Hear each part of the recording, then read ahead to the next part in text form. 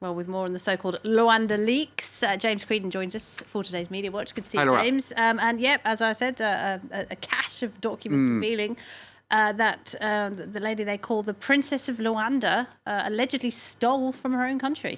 That's right. So it's really all across social media today because so many media were involved and they're all tweeting about it and drawing attention to what was a massive collaborative effort. Just 2 years ago, here was Isabel dos Santos with her husband on the front of Jeune Afrique, one of the most distributed French language African weeklies. And one of the quotes from that coming from her husband was, the next oligarchs, the kind we see in Russia, will be from, I seem to have lost that quote, but what he was saying is, will be from Africa, will be from our region. I'm not one of those nouveau riches who feel duty-bound to give away part of their wealth. Oh, right. In other words, I like to accumulate it. I suppose that's the implication there. But so they went from, being kind of very much, I suppose, oligarchs and celebrities, hanging around with the jet set, various celebrities and whatnot. Even, I think, massive deal with Dolce & Gabbana, millions being spent on their clothes, and a sort of you scratch my back, I scratch yours sort of vibe going on there. So very much the jet set until this revelation come out. How Africa's richest woman exploited family ties, shell companies and inside deals to build an empire. Now, one of the more impressive parts of this... we should point out that she denies everything. Exactly. Indeed, what she's saying... She says it's politically motivated. Her quote, just to give her side of it, is that this is the press from former colonial masters in Portugal targeting her for being a successful black businesswoman.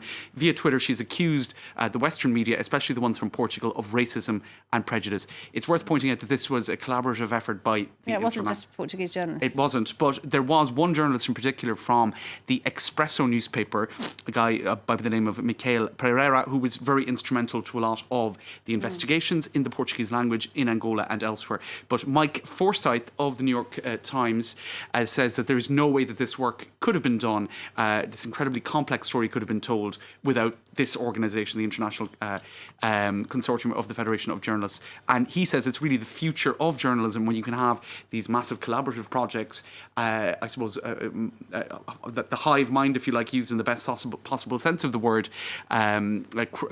checking out different aspects of that story. So massive amounts of detail going up online, and indeed some saying just different details, such as the fact that the coffers of the state oil company were emptied at the moment when Angola's president's daughter was sacked from said company.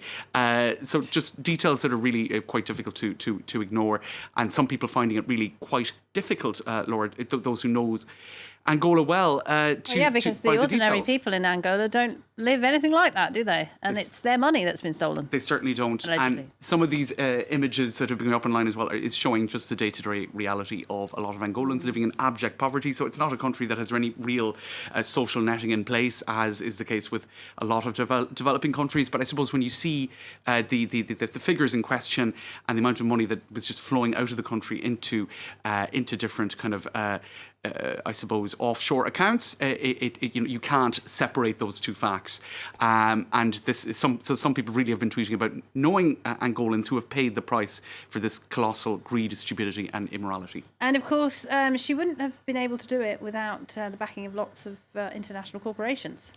That's it. So that's what a lot of people are saying. She wouldn't have been able to do this by herself, would she? That's it. And because, in fact, a lot of banks were turning their back on her. There was a suspicion that this money was ill-got. Okay. And so if for example, it is easy to focus on this being a question of corruption in one country, it is ultimately the failure of international rules, the corrupting influence of professional enablers, as Alex Cobham calls it.